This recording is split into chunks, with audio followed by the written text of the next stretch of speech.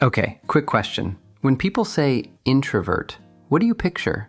Might you think of quiet, shy, doesn't like people, always wants to be alone? But that's not enough. So in this video, I'm going to show you which type of introvert you are.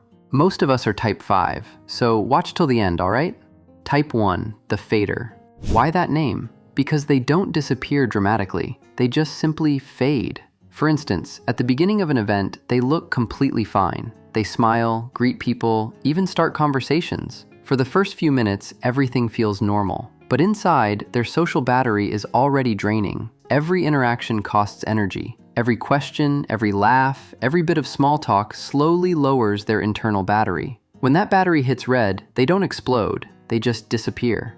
Type 2, the mind spinner. The mind spinner looks calm on the outside, but inside, their brain never truly rests. Even when they're smiling or nodding during a conversation, there's a second voice in their head replaying everything. A short text reply can cost them sleep. One simple, okay, without an emoji, that's enough to start a 3-hour analysis. They replay conversations at night, wondering if they said something wrong, if their tone sounded strange, or if they missed a hidden meaning in someone else's words. Yeah, they think too much. Or, in a simple word, they overthink. But here's the part people misunderstand. They don't overthink because they enjoy stress. They overthink because they care. They want to get it right. They want to be understood clearly. And more than anything, they don't want to hurt anyone by accident. The mind spinner isn't dramatic. They're just deeply aware, sometimes a little too aware, of every detail.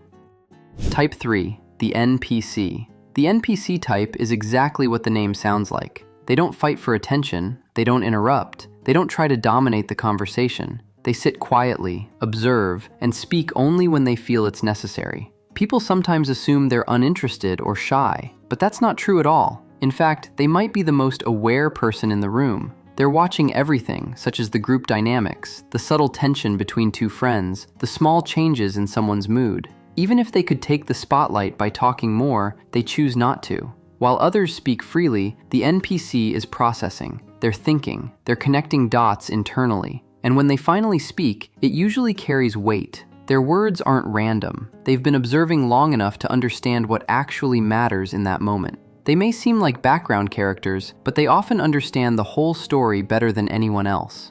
Type 4, the cloud walker. Yeah, the cloud walker often looks distracted. They stare out the window. They drift off in the middle of a conversation. Someone might call their name twice before they fully return to the present moment. But they're not empty-minded. They're just somewhere else, usually in a world they've built inside their imagination. Their inner world is vivid, detailed, and emotional. They replay conversations, but instead of analyzing them like the mind spinner, they reshape them. They imagine different outcomes, alternate endings, better versions. They build stories, scenes, even entire worlds that no one else can see. To others, they may look spaced out, but inside, their mind is alive, creative, expansive. Type 5, the selective. The selective introvert confuses people the most. In big groups, they're quiet, distant, maybe even cold. But put them with the right person, someone they truly trust, and they transform. They become warm, expressive, and surprisingly open. This is actually one of the most common types of introverts. Maybe you're part of this group too. They don't bond with everyone. They bond with a few. They don't spread their energy wide. They invest it deeply. Their social circle might be small, but the connections inside it are strong and meaningful. If they choose you, it's intentional. It's not random. It means they feel safe. And once you're in, they're loyal and sincere. They won't show affection loudly, but they'll stay. They'll listen. They'll care consistently. Type 6, the shy spirit. The shy spirit isn't avoiding people because they dislike them. They're afraid of being judged.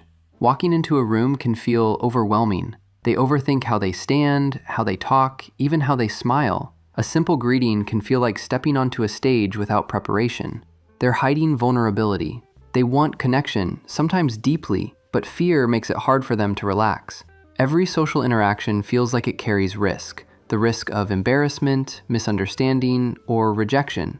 If you have someone like this around you, treat them with patience, love, and care. Don't rush them. Don't pressure them to be more outgoing. Give them time and space to feel safe. When they slowly open up, you'll see how gentle and genuine they truly are. Their quietness isn't emptiness, it's caution. And once they feel secure, their warmth feels real and sincere. Type 7, the offline mute. This type of introverts often get the conflict in their own thought and behavior. I mean, not in a bad way. You meet them online, they're confident and funny, but the moment you meet them in person, they're quiet and reserved. But notice this, their action does not mean they're fake. It's just comfort. For them, real-time interaction feels intense. Behind the screen, they have space to think. Offline, everything feels immediate. One-time chance, no way to fix. That's why they feel insecure and uncomfortable. Their personality doesn't disappear, it just needs safety to show up. Type 8, the iron veil. The iron veil is the introvert who looks emotionally steady from the outside. Calm voice, neutral expression, controlled reactions.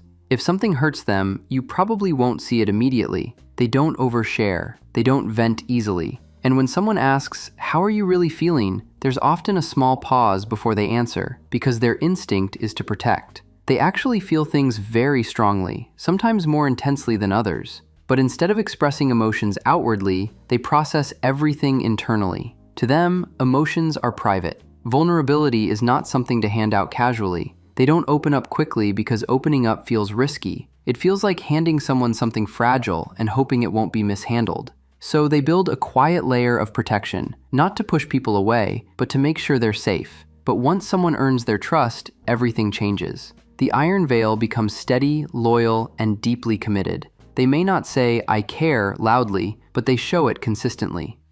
Type 9, the homebody. The homebody is often labeled as antisocial, but that's not really accurate. They don't hate going out, they just love staying in more. Their space is more than just a room. It's their reset zone, their comfort system, their emotional charging station. The lighting, the silence, the familiar routines, all of it creates stability in a world that can feel overwhelming. When friends make spontaneous plans, the homebody doesn't immediately feel excitement. They feel calculation. How crowded will it be? How loud? How long will it last? Do I have enough energy for that? Noise, crowds, constant interaction, it all adds up. Even if they enjoy the people, the environment itself can be exhausting. At home, they can finally breathe. They can think clearly. They can exist without performing or responding. And here's something important. When a homebody invites you into their personal space, that's a big deal. It means you're trusted, because their home isn't just a location, it's their safe place. Type 10, the depth seeker. The depth seeker struggles the most with surface-level conversations. Not because they're judging anyone, but because small talk feels empty to them. When someone spends 20 minutes discussing the weather or office gossip, the depth seeker slowly disconnects inside. They stay polite, but mentally, they're searching for something more meaningful. They want conversations that explore ideas, emotions, growth, purpose.